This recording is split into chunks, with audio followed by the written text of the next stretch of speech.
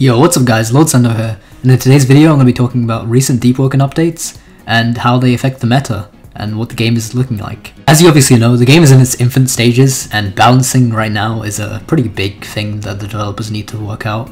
They're trying pretty hard and they're giving decent sized patches every day or every other day to help to solve these problems. This is going to be a recurring series on this channel where I talk about the balance of the game and how the patch notes affect us as players. I'm going to start with this patch, which is a few days ago, so I can try to contextualize some of the newer patches. Particularly, I'm going to be focusing a lot on ice and the buffs and nerfs that it's been getting. So first, they mentioned that the enchantment of attraction and repulsion were added to the game. I'm pretty sure this is just a reskin of the bungee gum enchant. If you guys want to see what it does, I have a clip to show you. The next thing is that the curse of Yunshou now has visual effects. From what I've heard, this curse is pretty bad, so I don't really care about this. Ice Skate is now always cancelable. This is a placebo nerf, because how are you meant to actually hit someone to cancel their Ice Skate when they're traveling at 50 miles per hour?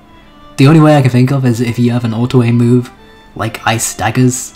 So you're telling me that the only solution to cancelling Ice Skate is by using a move from its own element. They also said that Ice Skate can now no longer be used from very large heights, but I've seen someone jump off Monkey's Paw and then land on my head with Ice Skate. So I don't think that this nerf actually worked, or if it did work, then it's so minuscule that it's not even noticeable. To give some context as to what Ice Skate actually is, it's basically Snap Jelly from Rogue Lineage, and if someone has it, there's no actual way that you can catch up to them. They're basically guaranteed to escape or to chase you down, so it's really OP, and it single-handedly makes ice a really powerful element. The rest of the stuff in this patch is pretty insignificant, and I feel like all of these can just be ignored. The enchantment of metal definitely did need a buff, so I'm glad that that got a buff. Alright, so this is the next patch, and we've got some really interesting stuff here. First, Regek will now upgrade your weapon mantras. This makes weapon mantras a lot more viable.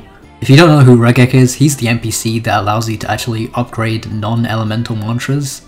So if you have willpower abilities, or strength abilities, or agility abilities, then you have to go to him, and he can now upgrade your weapon mantras too. Return to the Dark Ages allows you to cast mantras, but instead reduces your damage with mantras by 50%. So Return to the Dark Ages is a talent that basically caters towards no magic builds.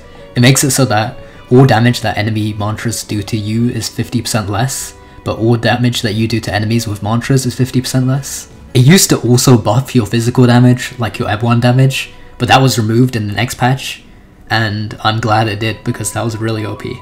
The Tanto was nerfed because they said it was worse than the Cerulean Knife. I feel like the solution would be to buff the Cerulean Knife instead, because light weapons in general are just lacking, and they definitely deserve some love.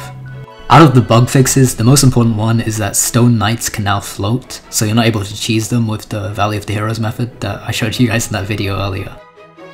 This is the last patch, and it's the most impactful. First, willpower got a buff, so base sanity is now lower, 20 lower than what it was before. This means that you have less time to escape the depths, and it's going to be really noticeable on a freshie account. You have 20% less time. But in my opinion, it doesn't solve the problem that willpower has as a stat. Like, once you get your bell, and you've got your endgame equipment, there's no reason to have willpower at all, because you don't really need it. It's just a useless stat, while someone else can have 50 points into fortitude and have more health than you. Next, you can no longer pass down legendary weapons like Curved Blade of the Wind or Crypt Blade, and I'm pretty sad about this because these items are so rare that if you wipe with one, it's like, I don't know man, I would be really angry if I wiped with one of these weapons. So Pale Morning was nerfed, and the Hammer Critical is now slower. This is a good nerf because Pale Morning was easily the best heavy weapon in the game, and it sort of outclassed the Enforcer Axe, which is kinda confusing. Tanto was buffed, and Cerulean Knife was buffed as well, and I'm glad about this because, like I said before, light weapons deserve some love. It's easily the worst class in the game. Return to the Dark Ages lost its physical damage buff, like I said earlier, and this is a good thing because it was really overpowered. Removed the downside of risky moves. Guys, this is the biggest change in this patch. This talent is now the best red talent in the game. Risky moves is an agility talent, and it used to be that your dodge frames were halved, but when you dodged an attack, you got to dodge the next attack automatically. This was a pretty huge downside and it made it not worth picking, but without the downside, it's just a free dodge. Like, why would you not pick this talent? It's really overpowered compared to some of the other stuff that is in the game. This is easily the best red talent in the game. Bloodless Gem healing was cut in half. This was a deserved nerf because with multi-hit moves you could heal half of your health bar in one mantra, and it was just really ridiculous, and I'm glad they nerfed this. Ice Eruption damage scaling increased. I do not agree with this whatsoever. Ice is the best magic in the game, easily by far.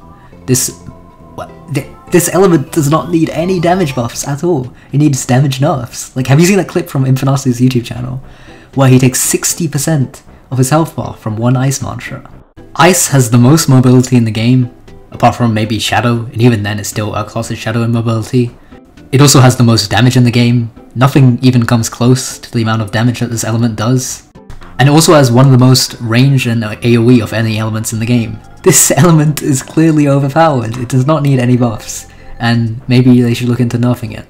The enchantment of Grim was heavily nerfed, and this is good because on max stacks it was pretty OP.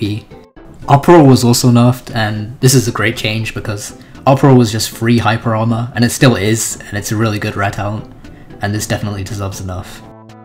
So now if you're wondering what the meta of the game actually is, well, I just said it. There isn't really much of a meta, but in terms of the best element, it is easily Ice, and in terms of the best Bell, it is easily the one which lets you turn into a freaking light orb and start running across the map like a speed demon.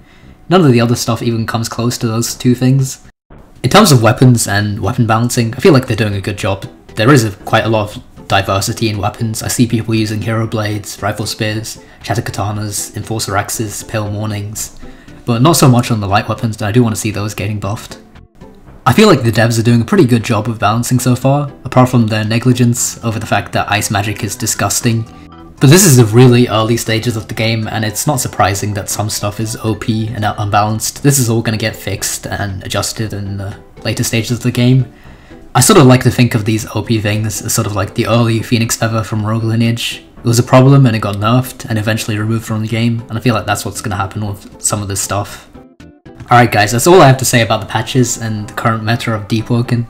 Thank you guys for watching this video, and I'll definitely keep you guys updated when the next patches come out. See you in the next one!